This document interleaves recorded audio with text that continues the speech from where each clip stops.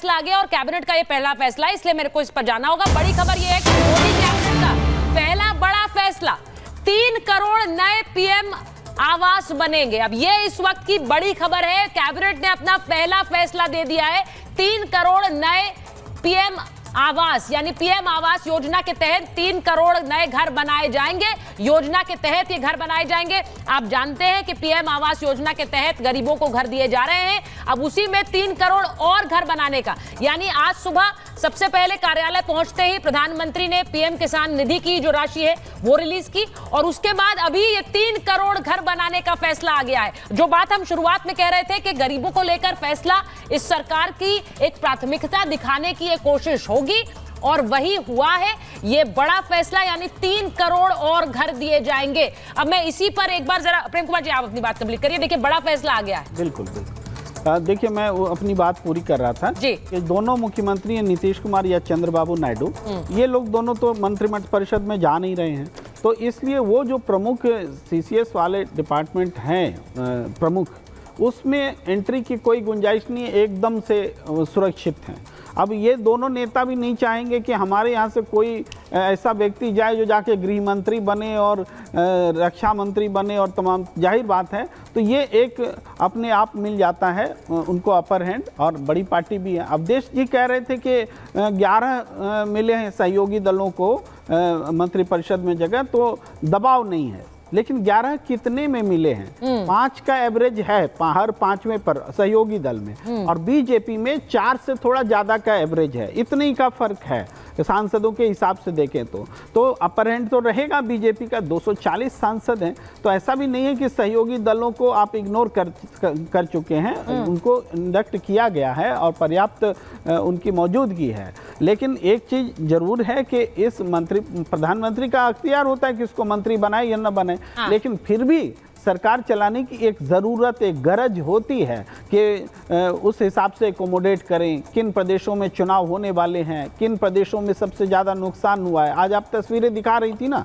योगी आदित्यनाथ जी की सबके साथ में तस्वीरें दिखा रही हैं, और ये सवाल भी उठ रहा है कि क्या वहाँ जो हुआ है फैसला उसके लिए किसी को पनिश भी किया जाएगा? क्या वो पनिश किसको किया जाएगा? संगठन के भीतर कोई पनिश होंगे या सरकार के भीतर, यूपी की सरकार में कोई पनिश? देखिए योगी आदित्यनाथ की तस्वीरें दिखा दीजिए जब वो बात कर रहे हैं। आपने ये बात सही कही, क्योंकि योगी आदित्यनाथ दिल्ली में थे, उन्होंने अहम मुलाकातें की हैं, वो शिष्टाचार मुलाकातें उन्हें कहा जा रहा है। लेकिन हम उसके पीछे की जो कहानी है वो पढ़ने की कोशिश कर रहे हैं, जो कि बहुत समझने वाली बात है कि उनके पीछे की कहानी क्या है।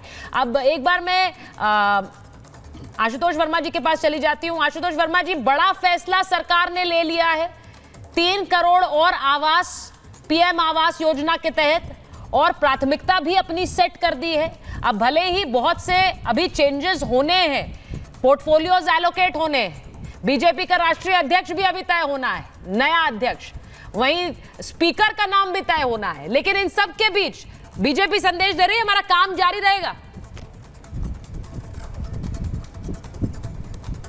नहीं, देखिए पहले तो राष्ट्रीय जनतांत्रिक गठबंधन को बधाई, क्योंकि उनकी सरकार बन गई है, चाहे बैसाखियों के साथ हुई, लेकिन सरकार बन गई है।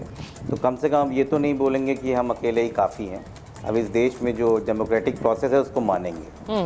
अभी मैं सुन रहा था, कॉन्टिन्यूटी की बात कर रहा था, मुझे याद आ रहा है मेरे उत्तर प्रदेश से ही कितने कैबिनेट मंत्री और मंत्री हार गए हैं, चाहे वो स्मृति ईरानी हो, चाहे संजीव बलियान हो, या फिर साध्वी निरंजन ज्योति हो, या मुझे याद आया आज कृषि पे कुछ हुआ है तो कृषि मंत्री ही हार गए हैं 1.5 लाख से, फिर राजीव चंद्रशेखर हार गए हैं। तो बदलाव तो होगा, लेकिन ये बदलाव प्रधानमंत्री या एनडीए का काम है, वो करें। देखिए हम इतना ज़रूर जानते हैं कि इस बार देश ने जनादेश जो है विपक्ष के साथ में दिया है, और कहीं ना कहीं भारतीय जनता पार्टी को नकारा है। ठीक है, स्पष्ट बहुमत नहीं मिला, ना एनडीए, ना भारतीय जनता पार्टी को, ना इंडिया अलायंस को, किसी को। लेकिन ये जरूर है कि मजबूत विपक्ष, और जो लोग दम भरते थे कांग्रेस मुक्त भारत या विपक्ष मुक्त भारत का, उनको आईना दिखाया है कि इस देश में एक मजबूत लोकतंत्र रहेगा, और इस देश में मजबूत लोकतंत्र रहेगा वो किसी को ख़त्म करके नहीं हो सकता है, वो सबको साथ में लेके हो सकता है। और मुझे लगता है कि मोदी 3.0 को ये बात समझ में आ गई है और शायद जो मंत्रियों का एलोकेशन आज या कल हो जाएगा, इसमें देरी भी वही है। अभी मैंने सुना कि एनसीपी के प्रफुल्ल पटेल ने मना कर दिया है कि हम राज्य मंत्री नहीं बनेंगे। दूसरा ये भी सुना है कि जिसको कल मंत्रिपरिषद दे दिया है कि जो एमपी जीत के आए केरला से, सुरेश गोपी जी, उन्होंने मना कर दिया कि हमको जल्दी मुक्त कर दीजिए, मैं तो मंत्री बनना नहीं चाहता हूँ। नहीं, उन्होंने तो उसके बाद खंडन भी कर दिया है। और ये आशुतोष जी, उसके बाद उन्होंने खंडन भी कर दिया है कि कोई मीडिया हाउस मेरे को लेकर गलत खबर चला रहा है, ऐसी खबरें प्लीज फैलाएं मत। तो वो आगे वाली खबर आपको मैं बता देती हूँ। तो देखिए, मुझे ये लगता है जो भी हमारे पास खबर थी मैंने बता दिया। नहीं, आगे की खबर मैंने बता दी, लेकिन ये देखिए गठबंधन है, ये तो बीजेपी भी जानती है गठबंधन में काम करना। देखिए पिछले 10 साल से वो कंप्लीट एक फ्रीडम के साथ काम कर रहे थे। शायद अब गठबंधन में थोड़ी सी उनको अड़चने आएंगी, लेकिन मौजूदा समय में इस वक्त जो एक खाका खींचा है उसमें एक एनसीपी वाली अड़चन जो कि प्रफुल्ल पटेल ने बात कही, मुझे लगता है उसके अलावा जो है पीयूष पंत जी, कोई ऐसी बड़ी अड़चन आपको लग रही है? क्योंकि देखिए अभी स्पीकर का पद तय होना है और स्पीकर के पद को लेकर बहुत से कयास लगाए जा रहे हैं, मैं उस पर भी आऊंगी, लेकिन पीयूष जी पहले आप बोलिए, आपका आकलन।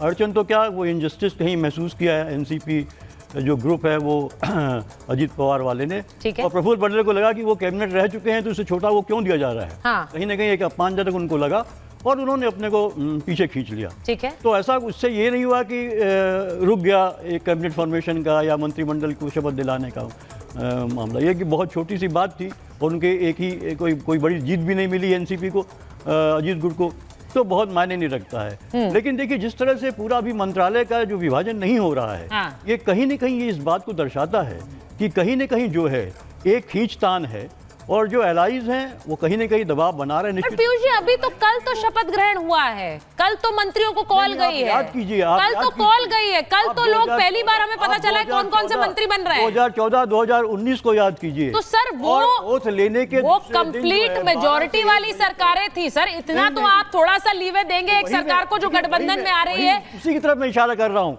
आपने कहा कि दबाव है इसीलिए देरी हो रही है, तय नहीं हो पा रहा है किसको बनाना है पार्टी के अंदर भी। बट क्या ये देरी है? मेरा तो सवाल दूसरा है, क्या ये देरी है? कल तो मंत्रियों के नाम आए अवधेश जी, और आज अभी ऐसा लग रहा है कि पोर्टफोलियो एलोकेट हो जाएंगे। इसको देखिए ना, आप 12 बजे तक हम सबको जो पत्रकार लोगों को ये सूचना हो जाती थी कि किसको क्या मंत्रालय मिल रहा है। आज जो है कि देखिए 24 घंटे लगभग होने जा रहे हैं, अभी तक जो है स्पष्ट नहीं कि किसको क्या मंत्रालय मिल रहा है। तो निश्चित रूप से एक असमंजस की स्थिति है, दबाव है, बाहरी दबाव भी है, आंतरिक। ठीक है, आप ही के लिए बड़ी खबर बता देती हूँ, मोदी कैबिनेट में मंत्रालयों पर हो जाने दीजिए, मंत्रालयों पर बड़ा मंथन हो रहा है। 10 साढ़े 10 तक। ठीक है, 70 मिनट से ज्यादा वक्त से मीटिंग जारी है और किसी भी वक्त विभाग बंटवारा हो सकता है, उसका ऐलान भी हो सकता है। नरेंद्र मोदी सभी मंत्रियों के साथ चर्चा कर रहे हैं। अनामिका हमारे साथ जुड़ी हुई है, यानी कि अब 70 मिनट से ज्यादा का समय हो चुका है इस बैठक को शुरू हुए। अनामिका जरा बता दीजिए, क्योंकि यहाँ स्टूडियो में तो ऐसा लग रहा है कि वो बैठक कल मंत्रिमंडल का ऐलान हुआ तो कल ही पोर्टफोलियो भी बढ़ जाने चाहिए थे और सब तभी शायद तस्वीर आती कि सब ठीक चल रहा है। अब उसमें भी लोग सवाल उठाना शुरू कर रहे हैं, क्या खबर आ रही है वहां से? देखिए, जो अब तक का ट्रैक रिकॉर्ड रहा है सरकार के कामकाज करने को लेकर या प्रधानमंत्री मोदी के एक्शन को लेकर, शायद उसको लेकर टाइमिंग को लेकर लोग सवाल जरूर खड़े कर रहे हैं। जरूर 1 घंटे बाद 24 घंटे हो जाएंगे शपथ ग्रहण को, और शायद यही वजह है कि जो पुराने पत्रकार है वो पुराने दिनों को कयास लगाते हुए अंदाजा लगा रहे हैं। हालांकि अगर अभी की बात कर ली जाए तो मेरी मौजूदगी पीएम आवास के बाहर ही है और यहाँ पर लगातार मीटिंग चल रही है, 70 मिनट से मीटिंग चल रही है। इस मीटिंग में विभागों के बंटवारे के साथ साथ जो तोहफे हैं कम से कम जनता के लिए, वो भी यहाँ से ऐलान किए जा रहे हैं। 3 करोड़ पीएम आवास योजना का यहाँ पे जिस तरीके से ऐलान किया गया, 3 करोड़ यानी कि आवास, यानी कि हर राज्य को एक तरीके से समायोजित किया जाएगा। और अब तक चूंकि ये योजना पहले से चली आ रही है, तो अब तक जो लोग छूट गए हैं, रह गए हैं, बच गए किसी राज्य में, तो उनको इस योजना के जरिए लाभ दिया जाएगा। तो इस मीटिंग में विभागों के बंटवारों के साथ साथ जो जनता के लिए योजनाएं हैं जो पहले से चल रही हैं, उनको कैसे एक्सटेंड किया जाए, कहाँ पे इनको कैसे लाभ पहुंचाया जाए, इसको लेकर भी मंथन चल रहा है। बेशक कुछ घंटों के बाद जो तस्वीरें विभागों को लेकर वो साफ हो जाएगी और जब सबके अपने कयास है मंत्रियों को लेकर, सहयोगी दलों को लेकर, वो भी साफ हो जाएगा। लेकिन इस बीच जो मीटिंग चल रही है उसमें सिर्फ और सिर्फ कैबिनेट मंत्री हैं, उन मंत्रियों के साथ जो योजनाएं पुरानी है उन पर भी डिस्कस किया जा रहा है, साथ ही साथ जो विभाग है उनको भी लेकर डिस्कशन किया जा रहा है। अंदाजा ये लग रहा है कि 1 से 2 घंटे के अंदर जो तस्वीर होगी वो साफ हो जाएगी। अब ये थोड़ा पहले भी हो सकता है, थोड़ा बाद में भी हो सकता है। तो ये मान लिया जाएगा कि आज ही के आज कम से कम शपथ ग्रहण के 24 घंटे के अंदर ही जो बंटवारा है विभागों का वो हो जाएगा। अब इसके अलावा जो बाकी अन्य योजना जिसका मैं जिक्र भी कर रही थी किसानों के लिए, एक बार मैं जरा दर्शकों को ये भी बता दूं कि आज अगर मंत्रालयों का ऐलान होगा, अगर आज मंत्रालयों का ऐलान होगा तो आज स्पीकर को लेकर भी चर्चाएं हो रही हैं